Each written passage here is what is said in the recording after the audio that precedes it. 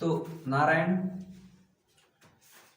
आज जो हम लोग टॉपिक पढ़ने वाले हैं वो रिप्रोडक्शन इन ऑर्गेनिज्म, जो बायोलॉजी क्लास 12 का फर्स्ट चैप्टर है। उसमें एक वर्ड दिया हुआ है माइक्रो प्रोपोगेशन और टिश्यू कल्चर। लेकिन अगर आप एग्जाम्स में बैठेंगे तो यहाँ से क्वेश्चन एकदम फिक्स है, क्वेश्चन आता ही आता है, सीधा सीधा पूछ देता है what do you mean by micro propagation या फिर टिश्यू कल्चर, या फिर कैसे इसको बनाया जाता है। बुक्स में तो मात्र 4 लाइन में इसको क्या कर दिया जाता है, निपटा दिया जाता है, ठीक। लेकिन सिर्फ बात बुक की नहीं है, अगर इम्पोर्टेंट तरीके से देखा जाए, मतलब अगर थोड़ा पढ़ाई के साथ साथ थोड़ा अगर दिमाग लगाकर देखा जाए तो ये टॉपिक काफ़ी ज़्यादा क्या है, इम्पोर्टेंट है। ये रियल लाइफ से क्या है, रिलेटेड है। कि कुछ लोग सोचते हैं कि माइक्रो प्रोपोगेशन या फिर टिश्यू कल्चर हम भी कर ले घर में, तो क्या ये घर में पॉसिबल है क्या? टिश्यू कल्चर क्यों करते हैं? मान लो कि अगर हम पढ़ रहे हैं तो हम क्यों पढ़ते हैं? हम खाना खा रहे हैं, हम क्यों खाते हैं? हम पानी पीने जाते हैं, क्यों पानी पीते हैं? हर चीज़ का क्या है, प्रॉपर रीजन है। अगर मान लेते हैं कि आप कोई काम कर रहे हैं और आपको ये नहीं पता है कि वो काम क्यों कर रहे हैं, इसका मतलब ये थोड़ी है कि उसका कोई रीज़न नहीं है। उसका भी क्या है, प्रॉपर रीजन है, बशर्ते अभी आप उसको नहीं जान रहे हैं। तो देखो वर्ड में ही है माइक्रो, जैसे वर्ड होता है माइक्रोस्कोप, वैसे ही यहाँ पे वर्ड यूज किया हुआ है माइक्रो, मतलब बहुत छोटे, या फिर अल्टरनेट जो वर्ड है वो है टिश्यू। अब यहाँ पर चूंकि प्लांट्स में माइक्रो प्रोपोगेशन या फिर टिश्यू कल्चर पढ़ना है हमें, तो यहाँ पे वर्ड जो यूज किया गया है टिश्यू, हो सकता था यहाँ पर सेल लिख देता, या फिर हो सकता था स्टेम लिख देता, ब्रांच लिख देता, रूट लिख देता। तो ये वर्ड जो है टिश्यू क्यों लिखा गया? टिश्यू तो लीफ में भी होता है, स्टेम में भी होता है, ब्रांचेस में भी है, इवन रूट्स में भी क्या है, टिश्यू है। क्यों?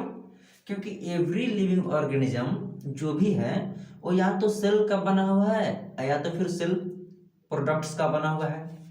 सेल प्रोडक्ट्स में वही आते हैं, टिश्यू आते हैं, ऑर्गन्स आते हैं, ऑर्गन सिस्टम आते हैं। तो फिर टिश्यू वर्ड क्यों दिया गया? देखो ये जो माइक्रो प्रोपोगेशन है ये कोई घर में बच्चों का काम नहीं है कि बच्चे बैठे हुए टेबल पर और क्या कर रहे हैं, तो अच्छा ये टिश्यू कल्चर कर रही है। देखो तो देखो ये टिश्यू कल्चर क्या है, लार्ज स्केल पे किया जाता है, लार्ज स्केल पे लेबोरेटरी में किया जा रहा है। कोई भी प्लांट का टुकड़ा ले सकते हैं, वो लीफ ले सकते हैं, स्टेम ले सकते हैं, ब्रांचेस का ले सकते हैं, यानी कि प्लांट्स के किसी भी पार्ट का टिश्यू क्या कर सकते हैं, ले सकते हैं, और उससे क्या करेंगे, और नया पूरा प्लांट ग्रो करवाएंगे। हम ये सोचते थे कि जो आम का पेड़ है वो आम के गुठली से लेते हैं तो उससे क्या होता है, बनता है। लेकिन लेबोरेटरी में टिश्यू कल्चर की हेल्प से हम आम के पत्ते से भी क्या करेंगे, पूरा पूरा पेड़ बना लेंगे।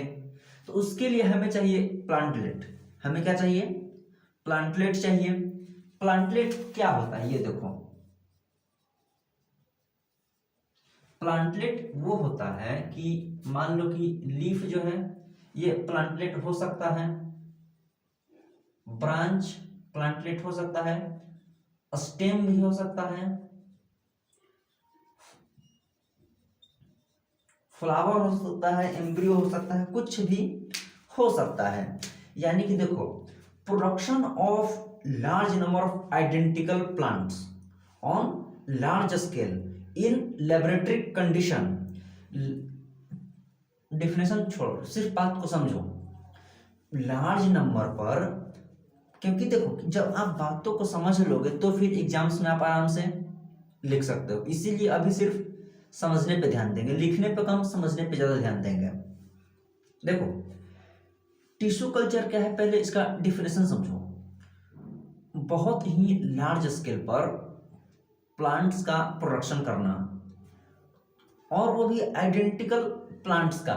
आइडेंटिकल मतलब जो पेरेंट प्लांट में था वैसा ही प्रोडक्शन करना, उसको बोलते हैं टिश्यू कल्चर। और ये सिर्फ लैब कंडीशन में पॉसिबल होता है। लैब कंडीशन में पॉसिबल क्यों है, ये अभी हम जब पूरा पढ़ लेंगे तो आप खुद समझ जाएंगे कि ये घर में आप छुरी चलनी से आप नहीं कर पाएंगे। इसके लिए एक लैब का एनवायरनमेंट ही चाहिए होता है।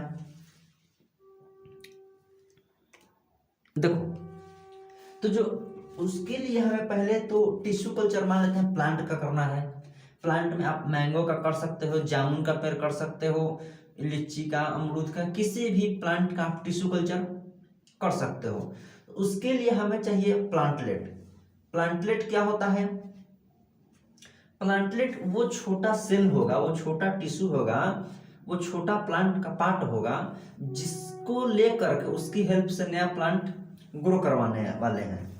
वो प्लांटलेट लीफ हो सकता है, मतलब हो सकता है कि आप लीफ का इस्तेमाल करके क्या करेंगे, नया प्लांट ग्रो करवाएंगे। वो हो सकता है ब्रांच, हो सकता है ब्रांच के हेल्प से आप नया प्लांट ग्रो करवाएंगे। स्टेम भी हो सकता है, स्टेम के थ्रू आप नया प्लांट ग्रो करवा रहे हैं। फ्लावर को मतलब रेयर कंडीशन में यूज कर लिया जाता है कभी, ये ज्यादातर रिसर्च वगैरह में यूज होता है, फ्लावर का यूज करते हैं। एम्ब्रियो का भी यूज आप कर सकते हैं नया प्लांट ग्रो करवाने के लिए। हम क्यों करते हैं ये तो समझ गए कि प्लांट टिश्यू कल्चर किस किस पार्ट से किया जाता है। प्लांट के हर एक पार्ट से आप टिश्यू कल्चर कर सकते हैं। मान लेते हैं अगर एक सिंगल आम का पेड़ बचा हुआ है, ठीक, और एकदम अब लास्ट स्टेज में, अब एक को सीजन फरने वाला नहीं है, जैसे मान लो कि एक प्लांट, चाहे आम का पेड़ है, वो कट गया, आम का पेड़ क्या हो गया, काट दिया गया है, और धरती पर अकेला ही आम का पेड़ था। अब कह रहे हैं कि अब मुझे ये प्लांट चाहिए, तो क्या करेंगे, उसका सेल ले लेंगे, वहां से पत्ती ले सकते हैं, ब्रांच ले सकते हैं, कुछ भी ले सकते हैं, और उस हिसाब से क्या करेंगे, उसको लैब में ले जाकर के टिश्यू कल्चर की हेल्प से नया प्लांट हम बना सकते हैं। तो ये हेल्प करता है हमें इसलिए भी चाहिए क्योंकि देखो वो तो लास्ट आम का पेड़ था, तो अगर एक भी आम का पेड़ नहीं रह गया तो अगला सीजन में आम कहाँ से खाएंगे। तो हमें जो एक्सटिंक्ट हो रही हैं स्पीसीज, उनको बचाने के लिए आप माइक्रो प्रोपोगेशन का हेल्प कर सकते हैं। दूसरी बात ये कि ये फास्ट है। मान लेते हैं आम का गुठली लेते हैं, आम का गुठली लेके आप माटी में रखे हुए हैं, अब माटी में रखे हुए हैं और देख रहे हैं कि अब होगा, अब होगा, अब होगा, और बाद में पता चला कि जो आम का गुठली डाले हैं वो पेड़ बनने के बजाय सड़ गया। आप जामुन का बीज डाले हैं और पता चला कि जामुन का बीज सड़ गया। आप जो गुठली डाले हो ही नहीं रहा, सड़ जा रहा है। तो उसके लिए आप माइक्रो प्रोपोगेशन टिश्यू कल्चर कर सकते हैं। मान लो कि वो आम का बीज था, तो और एक ही बीज था और वो बहुत महंगा बीज था। मान लो कि आप विदेश से कोई प्लांट का क्या मंगवाए, सीड मंगवाए, और एक ही पीस ऐबे किया जिसका दाम था 20,000 रुपया। और अगर आप कोई बिलियनियर नहीं है तो आप एक ही वो सीड मंगवाए हैं, अब अगर वो नहीं होगा, सीड सड़ जाएगा, अब मान लेते हैं आप किसी के यहाँ मजदूरी कर रहे हैं, तो मालिक तो धर के कूट देगा आपको कि ये वो सीड बहुत महंगा मंगवाए थे, सीड होगो नहीं किया। तो उसके लिए चाहिए क्या कि एक हम प्रॉपर उगा हुआ प्लांट ला करके लगा लें। अगर नालायक मजदूर होगा तो प्लांट को भी क्या कर देगा, सुखा देगा, ऐसी ना करेगा। तो चलो देखो, अब मान लेते हैं कि मेरे पास एक प्लांट बगीचे में है और बहुत बढ़िया प्लांट है। मुझे चाहिए कि ये जो हम आम खा रहे हैं, ये सब कुतवार आते हैं, बोलता है सब, खास करके सब लेक्चरवा रिकॉर्ड कर बोलेगा सब। देखो मेरे पास मान लो कि एक प्लांट है, आम का प्लांट है, आम बेचारा आम फलों का राजा है ना, इसीलिए आम का एग्जांपल लेते हैं। मान लो कि आम है, नहीं चुप होगा सब। तो देखो जो आम का प्लांट था वो हम अपने बागीचे में, बागीचा तो है नहीं, मान लो घर के पीछे खाड़ी में एक आम का पेड़ लगाए। अब जो हम आम का पेड़ लगाए उसका आम मेरे को बड़ा जबरदस्त लगा, एकदम गुठली एकदम पतला था और आम एकदम बढ़िया, मतलब खा के लगा कि अब इससे ज़्यादा और कुछ ज़िंदगी में नहीं चाहिए, यही सब कुछ था। तो हम चाहते हैं कि ये जो प्लांट था आम का, इसको हम कहाँ भेज दें। मान लो कि राजधानी में मेरा कोई दोस्त रहता है, तो हम चाहते हैं कि जो मेरा ये आम का पेड़, इसको हम राजधानी भेज दें। तो हम क्या चाहेंगे कि उसको भी एकदम एग्जैक्ट सेम टू सेम आम खाने को मिले। क्यों? क्योंकि मुझे भी बड़ा अच्छा लगा, एकदम मीठा जूसी प्लांट था। हम चाहते हैं कि ये बादल जी को भी एक प्लांट दे दें इसी में से निकाल करके, एक प्लांट प्रियंका को दे दें, एक प्लांट रानी को दे दें, एक प्लांट राखी को दे दें, थोड़ा बचा हुआ प्लांट इधर विक्रमगंज इधर साइड में क्या कर दें, हम डोनेट कर दें। तो हम उनको सीड नहीं देंगे प्लांट्स का। क्यों? क्योंकि अगर हमने बायोलॉजी पढ़ रखी है तो मुझे पता है, अगर सीड देंगे तो जरूरी नहीं है कि वो प्लांट एकदम एग्जैक्ट ऐसा ही हो।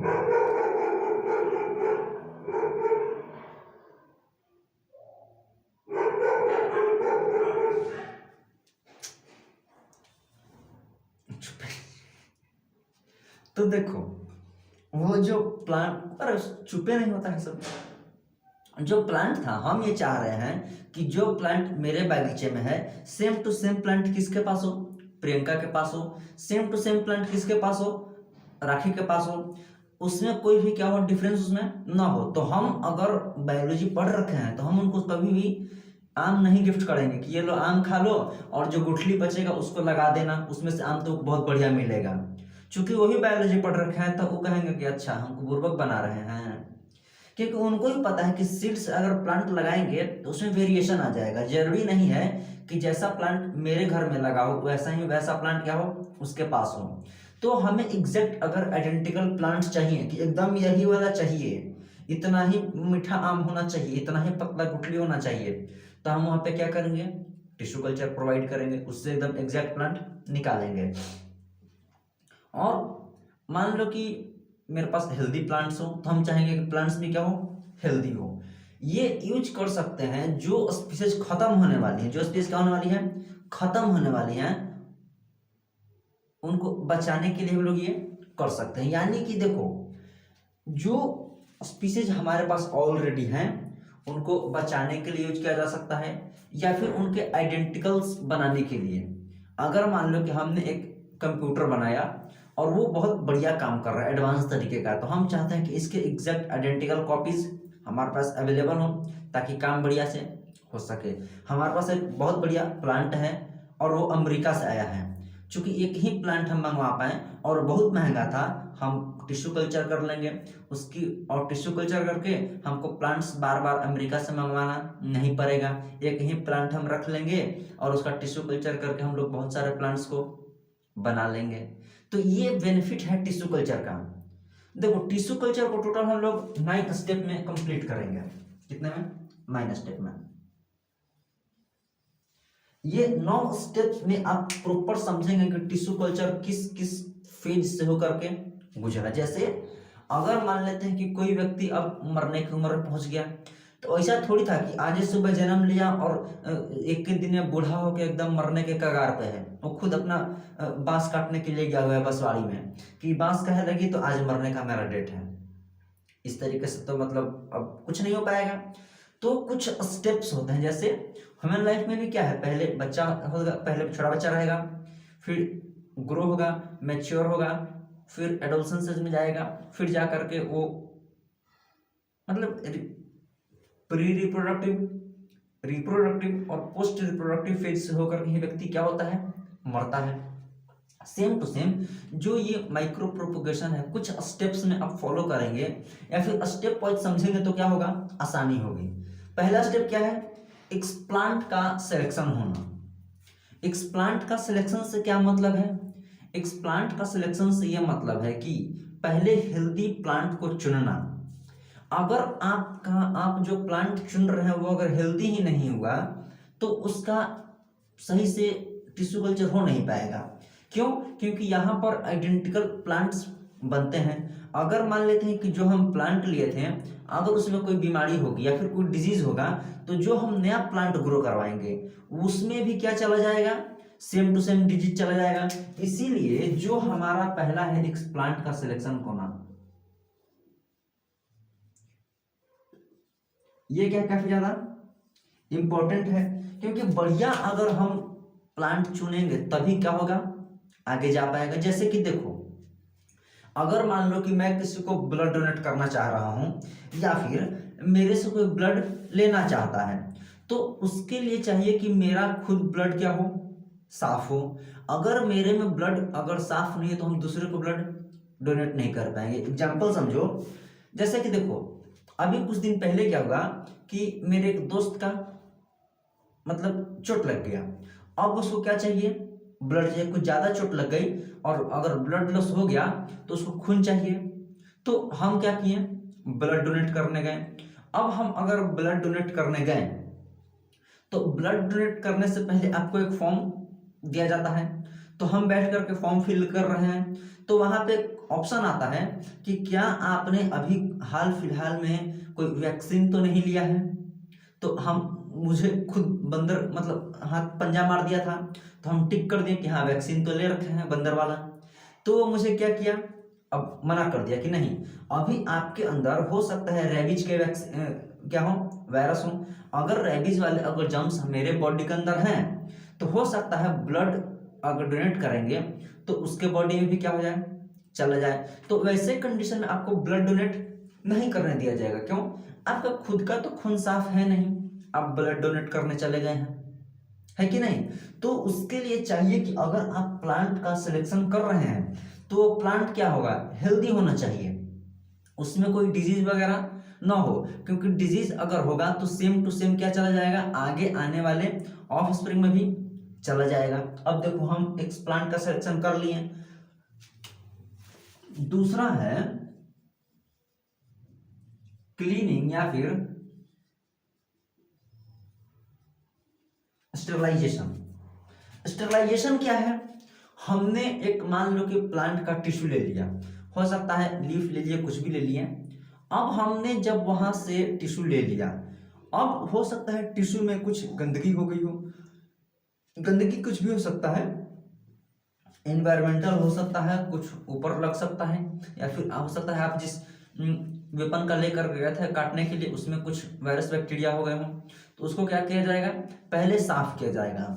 स्टेरलाइजेशन, देखो लेबोरेटरी में क्या होता है, इतना ना सेफ्टी का ध्यान रखा जाता है कि वहां पर इन्फेक्शन के चांसेस क्या हो, ज्यादा हो। आप जब मान लेते हैं कि अगर आप कभी आईसीयू में जाएंगे तो आईसीयू में जाने के लिए आपको अलग से क्या किया जाएगा, या तो जूते प्रोवाइड किए जाएंगे या फिर जूते के ऊपर एक प्लास्टिक की कवरिंग आपको क्या की जाएगी, प्रोवाइड कराई जाएगी। क्यों, क्योंकि वो जो आईसीयू है, आईसीयू में इन्फेक्शन वाले मतलब जाएंगे तो वहां पे बहुत पेशेंट तो जब क्रिटिकल कंडीशन में है तभी तो वो बेचारा आईसीयू में भर्ती है। अब आप वहां पर अगर इन्फेक्शन लेकर के चले गए तो पेशेंट को क्या हो जाएगा, और प्रॉब्लम होगी। तो उसके लिए चाहिए कि जो व्यक्ति एकदम सही है, साफ है, वो उसके अंदर एंटर करे। तो अगर इसको लैब में लेकर के जाना है तो हमें इस बात का ध्यान रखना है कि वो चीज क्या हो, स्टेरलाइज की गई हो। अगर आप नया ब्लेड लेंगे, सर्जिकल ब्लेड लेंगे, तो उस पर लिखा रहता है स्टेरलाइज्ड ब्लेड, ठीक। तो स्टेरलाइजेशन बहुत ज्यादा इंपॉर्टेंट है कि उस पर कोई कीटाणु वगैरह ना हो। अगर आप अब स्टेरलाइज कर लिए, अब आपको यहां पर जो थर्ड नंबर है,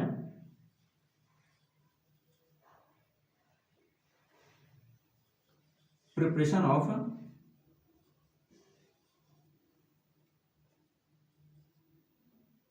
कल्चर मीडियम।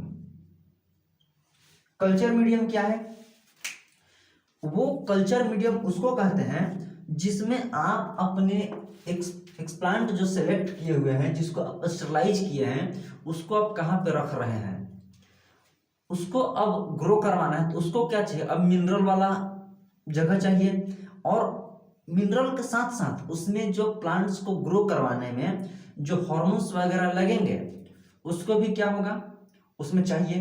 हार्मोन रिच अगर एरिया देंगे तो अच्छे से क्या कर पाएगा, ग्रो कर पाएगा। आप उसको बढ़िया से न्यूट्रिएंट देंगे तो क्या कर पाएगा, वो बढ़िया से थोड़ा ग्रो करा पाएगा। उसके बाद 4 नंबर है इनोकुलेशन ऑफ प्लांट। देखो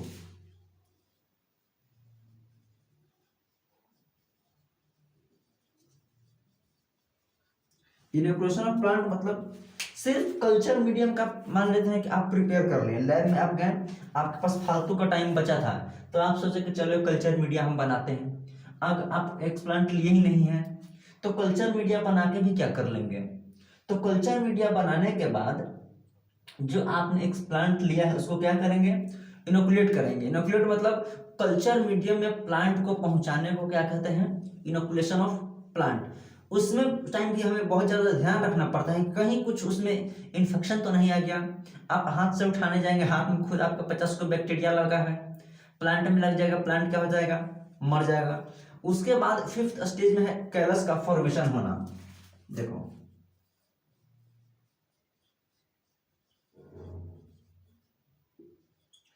कैलस फॉर्मेशन मतलब, देखो अगर आप जो सेल लिए थे, ये तो अभी सिर्फ बता रहे हैं, सब चीज को डिटेल में पढ़ना है अभी। कैलस फॉर्मेशन वो था कि मान लेते हैं कि लीफ से लिए थे, उसका टिश्यू क्या हुआ, थोड़ा बहुत ग्रो हुआ। तो ग्रो हुआ तभी इसको ये नहीं पता है कि रूट बनाना है कि शूट बनाना है, अभी सिर्फ एक स्पंज लाइक बन के बैठा हुआ है। अब अगर आप अब फिर वो डिसाइड करेगा कि अच्छा अभी अब मेरे को रूट बनाना है, अब मेरे को क्या बनाना है, शूट बनाना है। सेल्स वहां पर क्या करते हैं, जल्दी जल्दी डिवीजन होगा।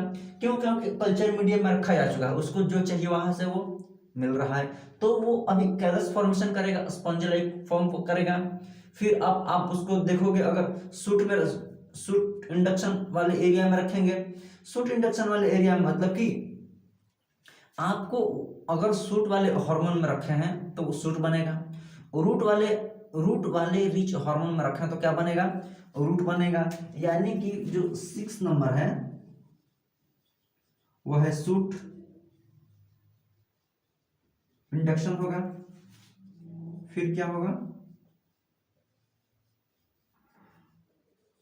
रूट इंडक्शन होगा। 8 नंबर में क्या है आपका, हार्डनिंग का, हार्डनिंग होगा। और 9 नंबर में ट्रांसफर टू सॉइल होगा, ट्रांसफर टू सॉइल होगा। देखो रूट सूट बना लिए, रूट बना लिए।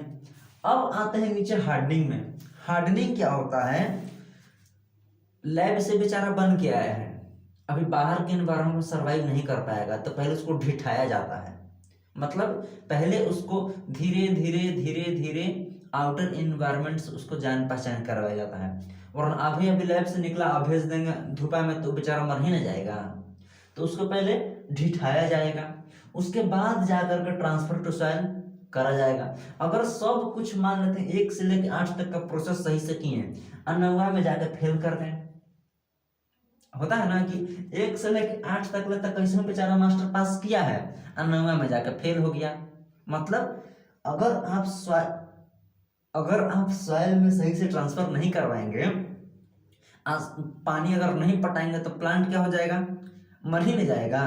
अब चूंकि पूरा प्लांटलेट ग्रो हो गया था, हार्डनिंग तभी हुई थी जब प्लांटलेट ग्रो हो गया था, वरना हम किसको ढिठा रहे थे, टिश्यू को थोड़ी घामा में रख कर सुखा रहे थे। मेरे पास प्लांटलेट यहाँ पर प्रिपेयर्ड हो गया है, अब हम उसको उस छोटे से प्लांटलेट को ले जाकर कहाँ पे, कहीं पे शेडिंग वाले एरिया में, या फिर जहाँ पे कम धूप हो वहां पे उसको रख के आराम से रख रहे हैं, ताकि धीरे धीरे बाहर के एनवायरनमेंट से क्या हो, उसका जान पहचान हो, और तब जाकर के उसको हम लोग क्या कर देंगे, ट्रांसफर टू सॉइल कर देंगे। तो यही 9 स्टेप है मेरे पास, जो कि अभी सबको 5 मिनट में हम लोग एक स्टेप को खत्म करने वाले हैं। देखो जो पहला है एक्सप्लांट का सिलेक्शन, सिर्फ सुनेंगे, सिर्फ पॉइंट ध्यान रखेंगे तो ही एग्जाम्स में आएगा, वरना नोट्स तो आप इतने मोटे मोटे बना लोगे, फिर नोट्स को पढ़ोगे कब। इसीलिए अभी सिर्फ ध्यान से सुनो कि क्या समझाया जा रहा है, क्या कहा जा रहा है। देखो सबसे जो पहला था वो था एक्सप्लांट का सिलेक्शन करना।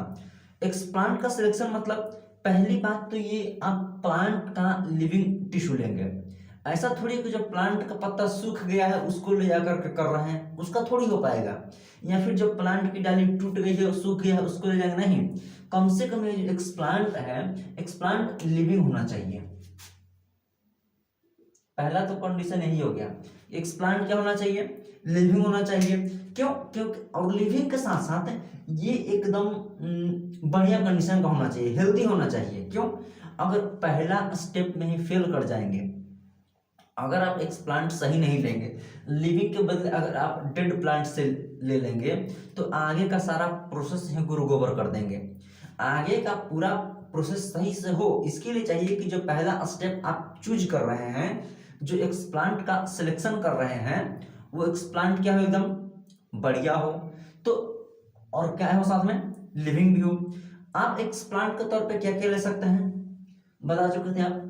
रूट ले सकते हैं, लीफ ले सकते हैं, स्टेम ले सकते हैं, ब्रांचेस ले सकते हैं, फ्लावर्स ले सकते हैं, एम्ब्रियो ले सकते हैं, इवन आप मेरिस्टेमेटिक सेल भी ले सकते हैं। जब हम रूट्स को पढ़ रहे थे तो रूट्स को पढ़ते टाइम हम एक मेरिस्टेमेटिक रीजन पढ़ते, मेरिस्टेमेटिक जोन पढ़े थे, ठीक।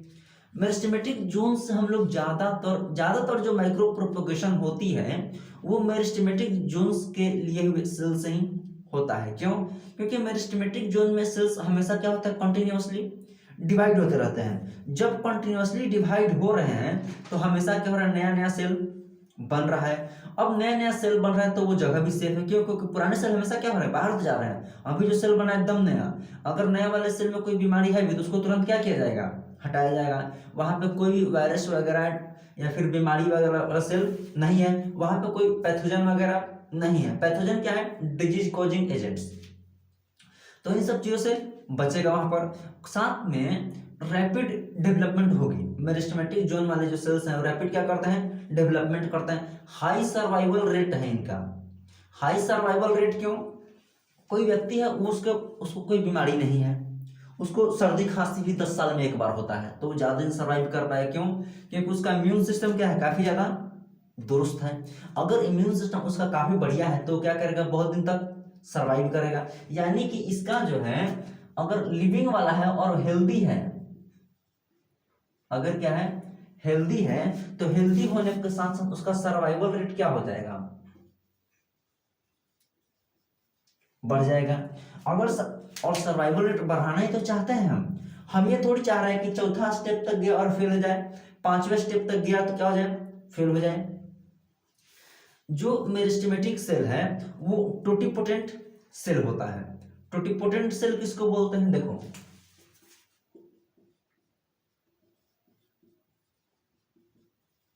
टोटिपोटेंट सेल उसको बोलते हैं वैसा सेल जिसमें एंटायर प्लांट को बनाने की कैपेबिलिटी हो, उसको सेल को क्या बोलते हैं, टोटिपोटेंट सेल बोलते हैं। साथ ही साथ देखो यहाँ पर यूनिफॉर्म क्वालिटी। यूनिफॉर्म क्वालिटी का मतलब है कि एकदम मतलब क्वालिटी मेंटेन्ड है, समझे। कि मान लेते हैं कि आप अंदीना गए दुकान में मिठाई खरीदने के लिए, तो मिठाई आपको बढ़िया दिया, लेकिन जैसे ही आपके घर में शादी लगा, आप कहें कि हमको 10,000 मिठाई चाहिए, मिठाई का क्वालिटी वो गिरा दिया। तो क्वालिटी क्या किया, मेंटेन नहीं किया, क्वालिटी से क्या हो गया, गिर गया। लेकिन यहाँ पे वैसा कुछ नहीं, मेरिस्टेमेटिक जो सेल हैं वो क्वालिटी मेंटेन करे रहेंगे। जो वो सेल में था वो ये सेल में है, क्वालिटी में कोई कमी नहीं होगी। और जो खास करके कुछ मान ले गड़बड़ वगैरह हो गया, सेल खराब हो गया, तो उसको तो फटाफट क्या करा जाएगा, बाहर करा जाएगा, ठीक। तो हो गया एक्सप्लांट का सिलेक्शन। अब आते हैं क्लीनिंग या फिर स्टेरिलाइजेशन। आप क्या करेंगे, आप जाकर के नहाने वाला ब्रश ले जाकर उससे सेल को क्या कर लेंगे, साफ कर लेंगे, तो सारा सेल का क्या हो जाएगा, क्रियाक्रम पूरा हो जाएगा। स्टेरिलाइजेशन जो होता है वो केमिकल मेथड से किया जाता है, फिजिकल मेथड से भी आप कर सकते हैं। घर में मान लेते हैं कि साग सब्जी लाते हैं कुछ, ठीक, तो इसको क्या करते हैं, पानी से घर में धो देते हैं। नल चालू किया, धो दिया, या फिर कुछ गाजर मूली आया तो उसको पानी से धो दिया, कपड़े से पोंछ दिया। ऐसा ही तो होता है घर वगैरह में। साग लाए हैं तो नल नीचे नल चालू कर दिया और फिर आराम से उसको धो दिया। तो ये था फिजिकल मेथड कि हाँ पानी वगैरह साफ कर लेंगे। तो स्टेरिलाइजेशन एक फिजिकल मेथड से हो सकता है और एक केमिकल मेथड से हो सकता है। चूंकि लेबोरेटरी है, हम वहां पर जर्म फ्री चाहते हैं, ना कि जर्म एक्स्ट्रा चाहते हैं, तो हम ज्यादातर यहाँ पर केमिकल मेथड ही यूज करेंगे। केमिकल मेथड में जो सबसे कॉमन टाइप का है, जो कॉलेज वगैरह में भर भर कर मिल जाता है, छोटे मोटे जो स्कूल होते हैं 10वीं तक के बोर्ड के एफिलिएटेड होते हैं, उनमें भी भर भर के मिल जाता है। इसको क्या बोलते हैं, अल्कोहल बोलते हैं। अल्कोहल 70% से उसको क्या करेंगे, क्लीन करेंगे। कॉटन मिलता है, कॉटन पे रख के और सरफेस को क्या करते हैं, साफ करते हैं। ऊपर के सरफेस को क्या करते हैं, साफ करते हैं। दूसरा है सोडियम हाइपोक्लोराइट। जो ब्लीचिंग पाउडर होता है, ठीक, कॉलेज वगैरह में आप जाएंगे जब तो आपको ये सब देखने को मिलेगा। ब्लीचिंग से क्या करते हैं, जितने भी जर्म्स वगैरह हैं उसको क्या किया जाता है, साफ किया जाता है। क्यों? क्योंकि अगर एक भी जर्म बैक्टीरिया रह जाएगा तो आगे के प्रोसेस में जाकर के वो जर्म भी क्या कर जाएगा, डिवाइड करेगा। जितना ज्यादा बैक्टीरिया डिवाइड करेगा हमारा काम उतना ही क्या हो जाएगा, कठिन हो जाएगा। तो सोडियम हाइपोक्लोराइट में क्या किया जाता है, यूज कर लिया जाता है। जो ब्लीचिंग पाउडर होता है उसको क्या किया जाता है, साफ कर लिया जाता है उससे। तीसरा है mercury chloride, HgCl2, mercury chloride, ये वाला काफी ज्यादा एथी है केमिकल में। क्यों? क्योंकि मरकरी है ना, तो सावधानी से इसको यूज किया जाता है। इसको तो हालांकि जल्दी यूज नहीं किया जाता है। ये भी लेबोरेटरी में रहता है लेकिन इसी नहीं फेंकल रहता है कि उधर देखो क्लोरोफॉर्म फेंका हुआ है। हम कॉलेज में थे, क्लोरोफॉर्म इसी फेंकल रहता था। तो आदमी खैर छोड़ो। तो जो मर्क्यूरी क्लोराइड है उसको क्या किया जाता है कि ये रेयर यूज किया जाता है। क्यों? क्योंकि मर्करी है ना, मर्करी जैसे आप बॉडी में एंटर करता है तो बहुत ज्यादा क्या होता है, बॉडी को हार्म पहुंच जाता है, आदमी बहुत निपट जाता है।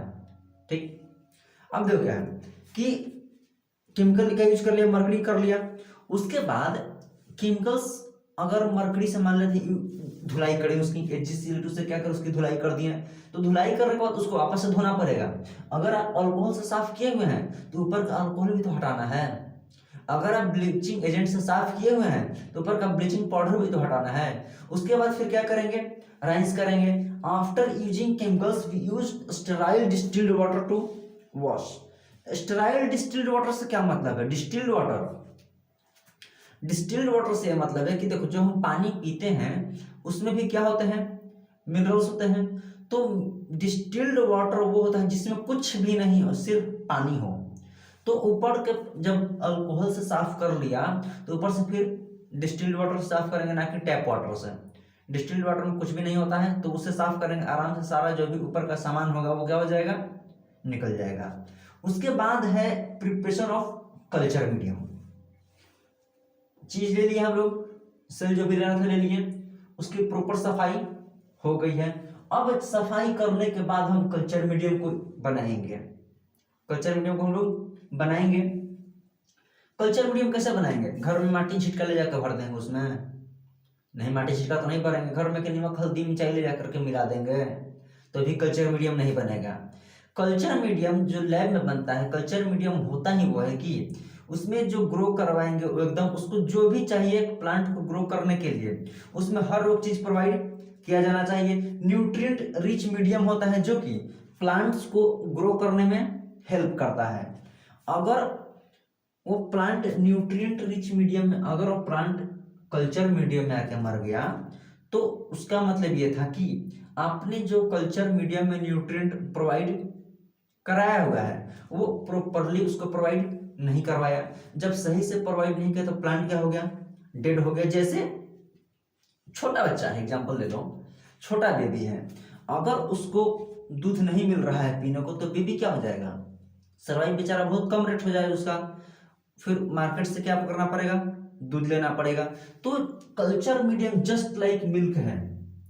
ये छोटा सा अभी हम सेल लेकर के आए थे, उसके लिए ये जस्ट लाइक मिल्क है। जस्ट लाइक क्या है, ये मिल्क है। अगर ये नहीं मिलेगा तो उसका सर्वाइवल क्या हो जाएगा, हार्ड हो जाएगा सर्वाइवल बेचारे का। मतलब अब वो क्या हो जाएगा, मरने के कगार पे चल जाएगा। दूसरा है कि आखिर उस कल्चर मीडियम में क्या क्या होता है। तो जो सबसे पहले कल्चर मीडियम में होगा वो होगा शुगर। क्यों? क्योंकि प्लांट का जो फूड था वो ग्लूकोज वगैरह था, स्टार्च है, तो उसमें चाहिए शुगर। शुगर में जनरली यहाँ पर क्या है, सुक्रोज वगैरह है। उसको शुगर क्यों प्रोवाइड कर रहे हैं हम लोग, शुगर उसको हम लोग इसलिए प्रोवाइड कर रहे हैं कि अभी जो प्लांट है हमारे पास वो सिर्फ सेल है, उसके पास न लीफ है न रूट है, कुछ भी नहीं है। तो चूंकि अभी हम उसको अगर शुगर प्रोवाइड नहीं करेंगे, अभी उसको शुगर प्रोवाइड नहीं करेंगे तो हो क्या जाएगा कि वो तो बेचारा फोटोसिंथेसिस कर नहीं पाएगा। सुक्रोज होता है वो आई फोटोसिंथेसिस कर नहीं पाएगा। जब वो फोटोसिंथेसिस नहीं कर रहा है तो उसको ऑलरेडी जो मैन मेड फूड है वो उसको प्रोवाइड करवाएंगे। क्यों? छोटा बेबी है अभी, अभी वो रोटी भात नहीं खा सकता है, इसीलिए अभी वो टोटली मदर ब्रेस्ट फीडिंग पे क्या कर रहा है, वो डिपेंडेंट है। अभी बेबी टोटली किस पे डिपेंड कर रहा है? मदर पे। जब वो दाल चावल खाने लगेगा तो फिर क्या हो जाएगा, वो फूड पे डिपेंडेंट हो जाएगा। सेम टू सेम यहाँ पे भी कल्चर मीडियम में उसको अलग से शुगर या सुक्रोज स्टार्च वगैरह उसको प्रोवाइड किया जा रहा है। क्यों? क्योंकि अभी वो फोटोसिंथेसिस नहीं कर पाएगा, वो खुद से अपना खाना नहीं बना पाएगा, तो हम उसको क्या प्रोवाइड करवाएंगे? अलग से शुगर सुक्रोज वगैरह प्रोवाइड करवाएंगे। उसके बाद जो मिनरल्स हैं, मिनरल्स प्रोवाइड करवाएंगे। मिनरल्स में जो बहुत ही 3 एकदम इंपॉर्टेंट होता है, मिनरल्स में मिनरल होता है एनपीके। ठीक, ये 3 बहुत ज्यादा इंपॉर्टेंट है। एनपीके बहुत ज्यादा इंपॉर्टेंट है, प्लांट में इसको भर भर के चाहिए। एनपीके, थोड़ा बहुत कैल्शियम भी हम लोग प्रोवाइड करवा देंगे। ये मिनरल्स हैं। मिनरल्स किस लिए यूज किया गया? ताकि ग्रोथ में और सेल डिवीजन में क्या हो सके, मदद मिल सके। क्यों? जब तक सेल डिवीजन होगा नहीं, आगे प्लांट्स बनेंगे नहीं। सेल बनेगा तभी तो सेल का गुच्छा बनेगा, फिर जाकर टिश्यू बनेगा, फिर रूट बनेगा, शूट बनेगा, फिर ब्रांच बनेगा, लीफ बनेगा, फ्लावर बनेगा, फ्रूट बनेगा, खाएंगे, मजा आ जाएगा। ठीक, तो देखो यहाँ पर शुगर ऐड कर दिया, सुक्रोज ऐड कर दिया, मिनरल्स वगैरह यूज कर दिया, यहाँ पर एनपीके कैल्शियम वगैरह हम लोग क्या कर दिए, यूज कर दिए। साथ ही साथ कुछ विटामिन वगैरह भी ऐड कर दिए ऊपर से। क्यों? क्योंकि अभी वो एक प्लांट का पार्ट नहीं रह गया है, आप आर्टिफिशियली क्या करवा रहे हैं, उसको ग्रो करवा रहे हैं। अगर वो प्लांट रहता तो उसको जो भी चीज चाहिए था, या तो वो इन्वायरमेंट से ले लेता, या तो किससे ले लेता, वो रूट से सब करवा लेता और वो अपना ग्रो करवा लेता। तो इसलिए क्या चाहिए, और विटामिन चाहिए, एक चाहिए। अगर एक जेल लाइक क्या होता है, मीडियम होता है। जैसे देखो, एक प्लांट को हम क्या करेंगे, अगर जब उसमें रखेंगे तो उसका स्टेबिलिटी मेंटेन करता है। जेल क्या होता है, 1 रुपए में एगो जेल आता है खाने वाला, या फिर मान लो कि दलदल जो है, दलदल एक तरीके का जेली समझो। अब दलदल में जितना हिलेंगे क्या करेंगे, अंदर जाएंगे और अंदर जाकर आप स्टेबल हो जाएंगे। जेली, जैसे मान लो कि जेली कुछ पूरा सॉलिड नहीं है, वो पूरा लिक्विड भी नहीं है, वो अभी वो मतलब गीला गीला टाइप का है, वो स्टेबिलिटी प्रोवाइड करता है। वो एक प्लांट जो है, अगर मान लेते हैं उसी में घूमता रहा तो बेचारा ग्रो कब करेगा? वो उसको क्या चाहिए, स्टेबिलिटी चाहिए। ज्यादातर जो ये अगर है कॉलेज वगैरह में देखने को मिलेगा, आप अगर जो है सीवीड्स समुद्र में मतलब होता है रेड एल्गी, उससे अगर वो क्या किया जाता है, निकाले, वहां सीवीड निकालेंगे, बाफेंगे, उसको फिर सुखाएंगे, पाउडर बनाएंगे, एक थोड़ा सा प्रोसेस है। तो वो करके क्या बनाया जाता है, अगर बनाया जाता है। उसके बाद अगर बना लिया, अब उसमें ऐड करेंगे प्लांट हार्मोन्स। क्यों? क्योंकि अभी तो कल्चर मीडियम में बना रहे हैं, तो कल्चर मीडियम में हर वो एक चीज हम प्लांट को प्रोवाइड करेंगे जो प्लांट को अपना महसूस करवाए, प्लांट को अनाथ नहीं होने दे। प्लांट को ऐसा ना लगे कि अच्छा मेरे पास ये तो है, ये नहीं, हम कैसे ग्रो करेंगे, मेरे पास रूट्स वाले हार्मोन तो है ये नहीं, हम कैसे उसको बनाएंगे, मेरे पास शूट वाले हार्मोन तो है ये नहीं, हम कैसे उसको बनाएंगे। अगर मान लेते हैं कि अगर आप उसको ऑक्सीजन देंगे ही नहीं तो रूट कहाँ से बन पाएगा? अगर आप प्लांट को देखो, प्लांट को जो ऑक्सीजन नहीं दिया तो कहाँ बनाएगा, ये रूट बनाता है। साइटोकाइनिन शूट बनाता है। जिबरलिन थोड़ा सा इलोंगेशन में क्या करता है, हेल्प करता है। इलोंगेशन में क्या करता है, थोड़ा सा हेल्प करता है। स्टेम वगैरह की इलोंगेशन में जिबरलिन हेल्प करता है। तो प्लांट्स के हार्मोन भी इसमें ऐड करेंगे। प्लांट्स के हार्मोन में आप क्या ऐड कर सकते हैं, ऑक्सीजन ऐड कर सकते हैं, आप साइटोकाइनिन ऐड कर सकते हैं, आप क्या ऐड कर सकते हैं, जिबरेलिन यूज कर सकते हैं, क्योंकि अगर मान लीजिए ऑक्सीजन आप ऐड नहीं किए हुए हैं, तो ऑक्सीजन जब ऐड नहीं तो उसका रूट नहीं बनेगा। आप साइटोकाइनिन यूज नहीं किया तो उसका सूट नहीं बनेगा। और हम चाहते हैं कि जितना जल्दी इसको कल्चर मीडिया से बाहर करके हम लोग क्या कर दें, सीधे ट्रांसफर टू सॉइल कर दें। तो हम चाहते हैं कि इलोंगेशन क्या हो, फटाफट हो, तो थोड़ा बहुत क्या करते हैं, जिबरेलिन भी ऐड करते हैं। तो ये सब कुछ बनाने के बाद आपका कल्चर मीडियम क्या हो गया है, बनकर तैयार हो गया है। अब जो है प्लांट जो है वहां पे जाने को तैयार है। इनोकुलेशन ऑफ प्लांट अब होना चाहिए। क्यों? पत्तल में खाना सब रखा गया है, अब बस दूल्हे राजा आएंगे और बैठ के खाना खाएंगे, है ना। इतना सारा मटेरियल लगा करके हम पत्तल ही तो सजा रहे थे। पत्तल में खाना लग गया है, दूल्हे राजा बाराती से आएंगे और अभी खाना खाएंगे। अब इनोकुलेशन ऑफ प्लांट करते टाइम भी हमें क्या करना पड़ेगा, ध्यान देना पड़ेगा। क्यों ध्यान? इनोकुलेशन ऑफ प्लांट में ध्यान देने की इसलिए जरूरत है कि आप जब सेल को लेकर के कल्चर मीडियम में रखने जाएंगे तो हो सकता है इन्वायरमेंट से क्या आ जाए, जम्स वगैरह आ जाए, और वहां से भी गंदगी वगैरह न आए। तो इस बात का ध्यान रखना है कि हम लोग जिस कल्चर मीडियम को बनाने में इतना तामझाम किए थे, तो ये सेल जाकर सेल इन्फेक्टेड सेल वहां पर न जाए, एक बढ़िया क्या जाए, सेल जाए। अगर उसमें एक भी जर्म आ जाएगा तो एक सिंगल भी जर्म था, हमने उसको भर भर के खाना दे दिया। क्यों? क्योंकि इस जो हम कल्चर मीडियम बनाए थे इसमें सब कुछ रखा हुआ है, विटामिन है, मिनरल्स है, हॉर्मोन्स भी रखा हुआ है। जो भी चीज रखे हुए हैं उससे बैक्टीरिया क्या कर जाएगा, ग्रो कर जाएगा। तो हम सेल को सावधानी से क्या करेंगे, ट्रांसफर करेंगे। प्लांट सेल को हम लोग कहाँ पे, जो कल्चर मीडिया वहां पे क्या कर देंगे, ट्रांसफर करेंगे। ठीक, अब प्लांट्स को क्या कर दिए, ट्रांसफर कर दिए। अब बनेगा कैलस। कैलस फॉर्मेशन क्या होता है, देखो कैलस फॉर्मेशन वो है कि जब एक्सप्लांट जो था वो कल्चर मीडियम में जब ट्रांसफर कर दिए हैं तो वहां पर उसको भर भर के खाना दिया गया है, वहां पर उसके सेल्स क्या करने लगेंगे, डिवाइड करने लगेंगे। जब सेल डिवाइड करता है तो एक स्पॉन्ज लाइक स्ट्रक्चर बना देता है, ग्रीन हो सकता है, येलो हो सकता है, व्हाइट हो सकता है। मतलब उस टाइम पर कलर थोड़ा सा ऐसा फेडी फेडी कलर हो सकता है, धुंधला कलर होता है।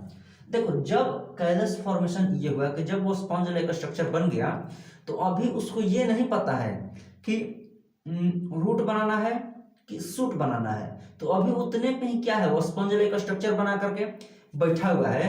तो जो स्पंज लाइक स्ट्रक्चर बना है उसी को कैलस कहा जाता है। उसको क्या कहा जाता है, कैलस कहा जाता है। वो अभी अनडिफरेंशिएटेड पार्ट है, यानी कि अभी उसमें रूट ना बना है ना सूट बना हुआ है। इस स्टेज में क्या होता है कि जो प्लांट का सेल है वो डिवाइड किया, क्लम्प बना, और क्लम्प के पास ही टोटिपोटेंट सेल बना हुआ है। यानी कि जो ये कैलस है, ये जो कैलस बनेगा, ये कैलस अब एक टोटिपोटेंट सेल बन चुका है। कैलस अब क्या बन चुका है, टोटिपोटेंट सेल बन गया है। अब टोटिपोटेंट सेल बन गया था तो हमने इस कल्चर मीडियम में साइटोकाइनिन, ऑक्सीजन, जिबरेलिन एकदम क्या कर रखे हैं, हम लोग एकदम रिक्वायर्ड बैलेंस्ड अमाउंट में डाल रखे हैं कि जितना इस प्लांट को चाहिए था उतना ही हम लोगों ने डाल रखा है। साइंस बहुत आगे बढ़ चुका है, वो पहले ही पता कर चुका है, अच्छा इतने प्लांट में इतना चाहिए, इस वाले सेल को कितना चाहिए, उस हिसाब से क्या कर लिया, वो रखा हुआ है। अगर मान लेते हैं कि बैलेंस्ड अमाउंट में नहीं डाला हुआ है, साइटोकाइनिन ज्यादा हो गया, साइटोकाइनिन कम हो गया, ऑक्सीजन ज्यादा हो गया, कम हो गया, जिबरेलिन ज्यादा कम हो गया, तो उस हिसाब से मतलब प्लांट को जिंदा रखना था, प्लांट मर गया।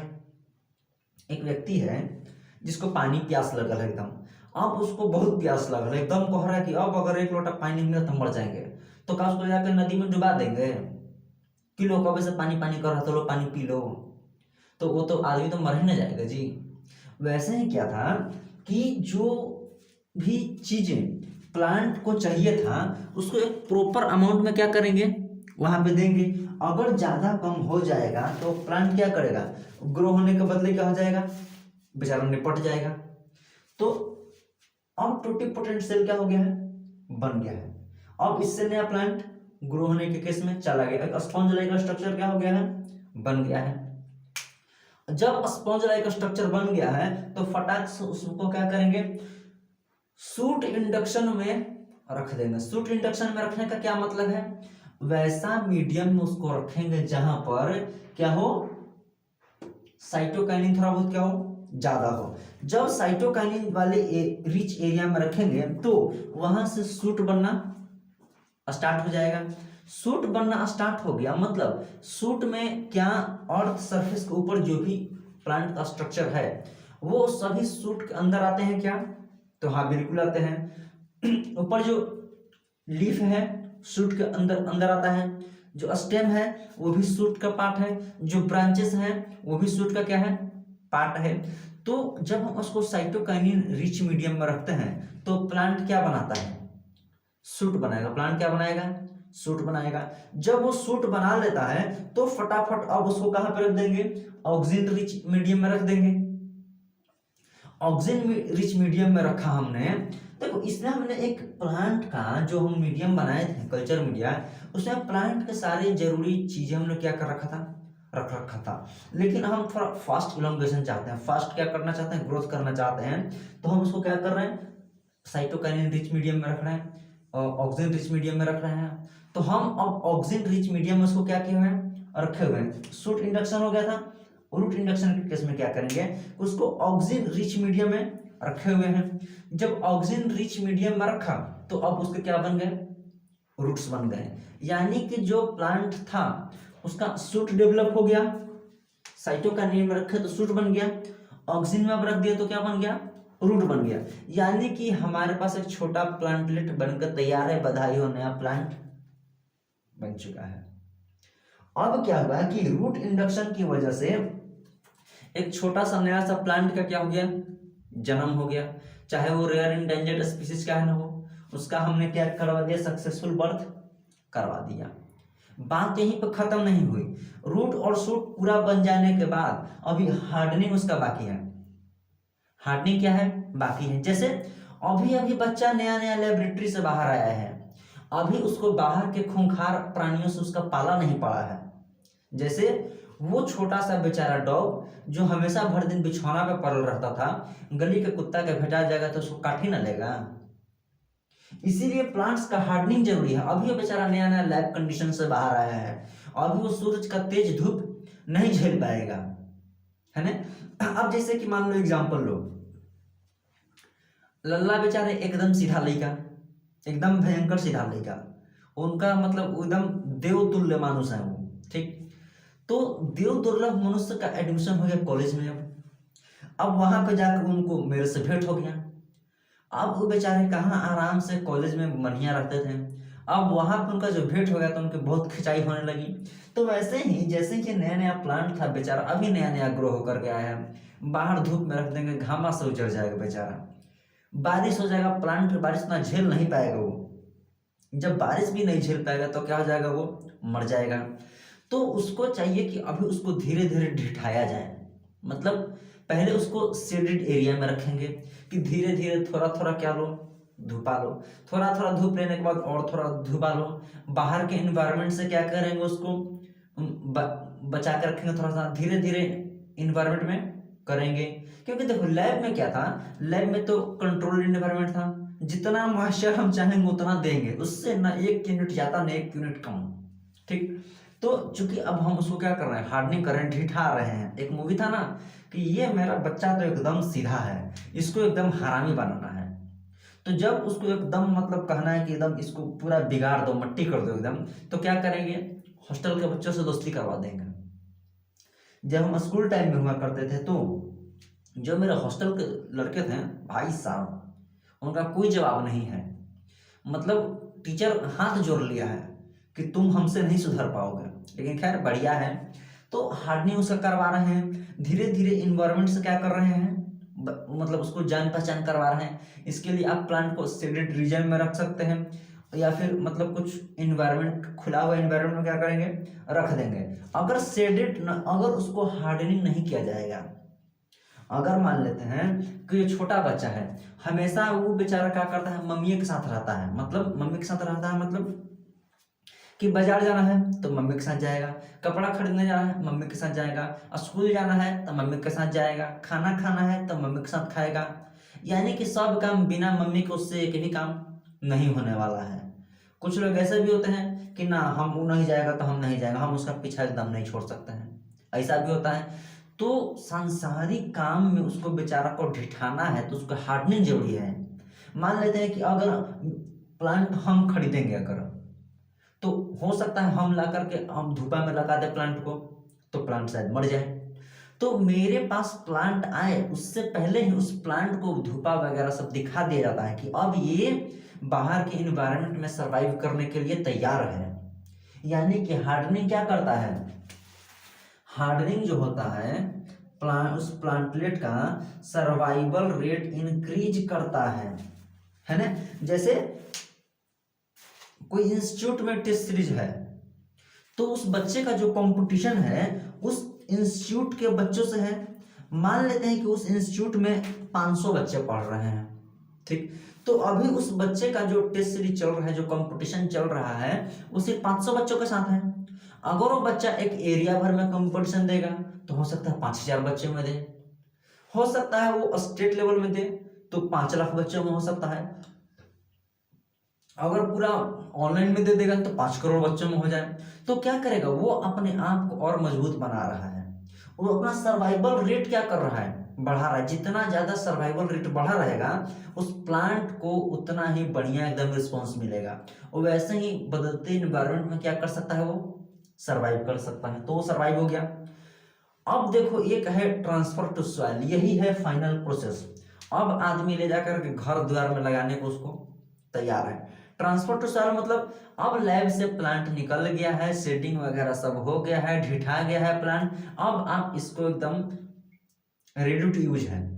अब आप रेडी हैं, ले जाकर के अपने बगीचा में लगाइए, घर में लगाइए, खड़ी में लगाइए, कॉलेज में लगाइए, आपको जहां लगाना है लगाइए। अब उस धूप देख चुका है, बारिश देख चुका है, सब जितना लैब में रह के इस पेड़ का फुटानी था, जितना लैब में रह के इसको मजा करना था, सब मजा कर चुका है। अब इसको वापस से दोबारा एनवायरनमेंट में आकर के सरवाइव करना है। और यही स्टेप था final step of micro propagation. समझे माइक्रो प्रोपोगेशन क्या था? पहले एक प्लांट का सिलेक्शन था, बढ़िया प्लांट चुनेंगे, बढ़िया टिश्यू चुनेंगे, स्टेरलाइजेशन करेंगे उसको, मतलब बढ़िया साफ सफाई करेंगे, प्रिपरेशन ऑफ कल्चर मीडियम, जो भी प्लांट को जरूरी चीजें थी वो चाहिए था, इनोकुलेशन ऑफ प्लांट का ट्रांसफर करेंगे, कैलस फॉर्मेशन होगा, स्पंज लाइक स्ट्रक्चर बनेगा, सूट इंडक्शन होगा, यानी कि पहले सूट वाले मीडियम में रखेंगे, यानी कि साइटोकाइनिन रिच मीडियम उसको रखेंगे, रूट इंडक्शन के लिए ऑक्सीजन रिच मीडियम में रखेंगे, फिर हार्डनिंग कराएंगे, थोड़ा सा उसको इन्वायरमेंट से जान पहचान करवाएंगे और फिर पैसा लगा के उसको 50 रुपए में बेच देंगे। तो क्या हो जाएगा, ट्रांसफर टू सॉइल हो गया। देखो जो माइक्रो प्रोपोगेशन इतना हम ताम झाम किए, आखिर माइक्रो प्रोपोगेशन हम कब करते हैं? घर में 50 गुड़हल के पेड़ है तो हम काहे ना माइक्रो प्रोपोगेशन करे जाएंगे गुड़हल के पेड़ के? इतना सारा भी आम का पेड़ है, हम काहे ना आम का माइक्रो प्रोपोगेशन करने जाएंगे? हम माइक्रो प्रोपोगेशन तभी करते हैं जब किसी प्लांट का जो छोटा मोटा प्लांट है उसका रैपिड ग्रोथ करवाना है। कि अभी ये जो दुनिया में मात्र 5 ही पीस बचा है, इसका अगर माइक्रो प्रोपोगेशन नहीं करवाया गया तो अभी तो इंडेंजर्ड में है, कुछ दिन में एक्सटिंक्ट में हो जाएगा। इंडेंजर्ड मतलब अभी एकदम लाल खतरा में है, वो कब वो लाल खतरा हो जाएगा पता नहीं चलेगा। तो इंडेंजर्ड से कहीं एक्सटिंक्ट ना हो जाए तो उसको क्या कहा जाता है, उसको क्या करवाया जाएगा, माइक्रो प्रोपोगेशन करवा करके उसको बढ़िया करवाया जाएगा। दूसरा है कि डिजीज फ्री प्लांट इससे मिलता है, इंडेंजर्ड जो स्पीशीज उनको सेव किया जाएगा, सीडलेस क्रॉप को रिप्रोड्यूस करने में हेल्प मिलती है, क्योंकि जिसमें बीज होता है वो तो बेचारा आराम से अपना रिप्रोड्यूस करके नया नया प्लांट बना देगा, लेकिन जिसका बीज नहीं है उसको थोड़ा सा अपना स्पीशीज बढ़ाने में मुश्किल होता है। तो उसके लिए क्या करते हैं, टिश्यू कल्चर वगैरह हम लोग करते हैं ताकि वो स्पीशीज क्या हो जाए, खत्म हो जाए। साथ ही साथ देखो जब लैब में किया हमने, जब क्या किया लैब में किया हमने, तो यहाँ पर ईयर राउंड प्रोडक्शन होगा। ईयर राउंड प्रोडक्शन मतलब लेबोरेटरी में जब हम उस प्लांट को ग्रो करवा रहे थे तो उसको थोड़ी चिंता है कि आज धूपा उगेगा कि नहीं उगेगा, आज यहाँ पे पानी मिलेगा कि नहीं मिलेगा, आज हमको मतलब स्टार्च बन पाएगा हमसे कि नहीं बन पाएगा, उसको यहाँ पे कुछ नहीं सोचना था। वो एकदम कंट्रोल्ड इन्वायरमेंट में उसको रखा गया था, उसको किसी बात की कोई चिंता नहीं थी। साथ ही साथ कमर्शियल एग्रीकल्चर, कमर्शियल एग्रीकल्चर उसको बोलते हैं कि वैसा एग्रीकल्चर जिससे क्या हो, बेनिफिट और फायदा मिले, इकोनॉमिकल हमें क्या मिले, फायदा मिले। एक को देखते हैं फूल के पेड़ लेने जाएंगे तो 500 का मिलता है अगर बढ़िया फूल लेंगे तो, ना तो गेंदा का फूल लेंगे तो 50 रुपये में मिलता है। तो कुछ बढ़िया फूल लेंगे तो उसका दाम भी क्या रहता है, ज्यादा रहता है। देखो माइक्रो प्रोपगेशन आप घर में छिपा कटोरा में इसलिए नहीं कर सकते हैं क्योंकि लैब कंडीशन इसलिए चाहिए कि लैब कंडीशन में बहुत ज्यादा स्ट्रिक्ट फॉलो हो रहा है, एकदम मतलब बहुत सावधानी से किया जा रहा है, इसलिए आप घर पे कर नहीं सकते हैं इसको। घर पे करेंगे उतना ज्यादा पैसा है ये कहाँ है, कल्चर मीडिया बनाने जाए, ऑक्सीजन साइटोकाइनिन प्लांट हार्मोन तो खरीदने को पैसे नहीं है, कहाँ से घर में कल्चर मीडिया बनाएगा। मतलब और साफ करने के लिए आजकल तो बिहार में अल्कोहल भी बंद है, कहाँ से स्टरलाइजेशन कर पाइएगा, हाई HgCl2 कहाँ से लाइएगा, कहाँ से उतना सावधानी से उसको मतलब हैंडल कीजिएगा, हैंडल विथ केयर तो कर ही नहीं पाएंगे, हाथ गोड़ मतलब कुछ नुकसान कर लेंगे। तो इस हिसाब से इसको लैब में किया जाता है। क्यों? क्योंकि जो माइक्रो प्रोपगेशन है वो लैब कंडीशन में पॉसिबल है, स्ट्रिक्ट है, इतना ज्यादा स्टेप्स फॉलो कर रही नहीं, पता चला है कि ऐसी खलिए गोड़िया लेके जाके छुछा दिए अब गंदा हो गया। ठीक, अगर माइक्रो प्रोपगेशन मान लेते हैं कि ना कर पाया, एक कहीं अगर माइक्रो प्रोपगेशन नहीं किया जाए तो किस किस स्पीशीज को घाटा हो सकता है। जैसे देखो अगर माइक्रो जिसमें सीड नहीं था, अगर आप उसका माइक्रो प्रोपगेशन नहीं करते हैं तो भी तो बेचारा हार पछता के मतलब कैसे कुछ ना कुछ काम चला ही लेता। जब कैसे कुछ ना कुछ काम चला ही लेता तो लेकिन टाइम लगता, वो क्या हो जाता, स्लो हो जाता। ऐसे माइक्रो प्रोपगेशन में क्या था, फास्ट था थोड़ा सा, डिजीज रिस्क, वो इन्वायरमेंट के हिसाब से कर रहा है अपना बेचारा काम, वो हो सकता है उसमें क्या हो जाए, कुछ फंगस वगैरह लग जाए, जेनेटिक वेरिएशन आ सकता है, गुठली से अगर हो रहा है तो उसमें क्या आ सकता है, जेनेटिक वेरिएशन देखने को मिल सकता है। इवन सीडलेस या फिर रेयर जो प्लांट्स हैं उनका माइक्रो प्रोपगेशन होता है कि एक ही वो प्लांट था चाइना में मिला है, पता नहीं बच कैसे गया, वहां पे तो कुछ लोग कुछ खा जाता है ना, तो एक ही वो प्लांट है। अगर मान लेते कि चाइना वगैरह में कोई ऐसा प्लांट देखने को मिल भी गया जो कि एकदम बहुत रेयर स्पीसीज है, तो पहले क्या कहेगा, चिंग चंग चुंग चंग, लाओ इसको पहले खा कर देखते हैं कैसा लग रहा है। पता चला खाने के बाद कि ला ये इंडेंजर्ड हुआ करता था, अब एक्सटिंक्ट में गिनती होने लगा है, तो वहां पे ही प्रॉब्लम है। इसीलिए माइक्रो प्रोपगेशन की वजह से उसको बहुत सारा क्या कर दिया है, बनाया जाता है। नहीं करेंगे तो कमर्शियल एग्रीकल्चर में भी क्या हो जाएगा, लॉस होने के चांसेस है। देखो मजे की बात यह है कि, और हाँ सीजनल डिपेंडेंसी, बाहर जो प्लांट इन्वायरमेंट में है वो तो बेचारा मान लेते हैं आज सूरज नहीं निकला तो बेचारा प्लांट मसवाइल है, अभी ठंडा के दिन है 10 दिन से घामे नहीं देखने को मिल रहा है, प्लांट बेचारा स्टोर फूड रख लेता कि तुम रहो अभी बैंक बैलेंस, अभी उसको बैंक में से निकाल के खाने पड़ रहा है। और स्टोर्ड फूड खाने का क्या मतलब था कि स्टोर किया वो पैसे नहीं निकाल के खा रहा है वो, तो वहां पे भी थोड़ा सा प्रॉब्लम है। देखो हाँ बिल्कुल, जो माइक्रो प्रोपगेशन था वो सबसे पहले जर्मनी में, हाँ जर्मनी में क्या हुआ था, स्टार्ट किया गया था। अभी का टाइम पे देखो जो माइक्रो प्रोपगेशन का जो वैल्यूएशन है वो लगभग 500 करोड़ का मार्केट वैल्यू है। कितना है, 500 करोड़ का मार्केट वैल्यू है। पूरा स्टेप करने में अच्छा खासा पैसा भी लग जाएगा, इसीलिए हर चीज का माइक्रो प्रोपगेशन नहीं किया जाता है, समझे यहाँ पर। तो माइक्रो प्रोपगेशन में इतना ही था। ये सिर्फ अगर आप 9 स्टेप समझ लेंगे तो ये 9 स्टेप आप 9 पेज लिख सकते हैं एग्जामिनेशन वगैरह में, मास्टर पगला जाएगा कि मतलब इतना कहाँ से लिख रहा है। अगर आप बातों को समझ रहे हैं सही से तो आप 9 स्टेप में 9 पेज लिख सकते हैं। ठीक, तो चलिए आज के लिए माइक्रो प्रोपगेशन इतना ही था। और बधाई हो, प्लांट यहाँ पर ट्रांसफर टू सॉइल हो गया है, जब आम फड़ेगा तो खाया जाएगा, बढ़िया। ठीक।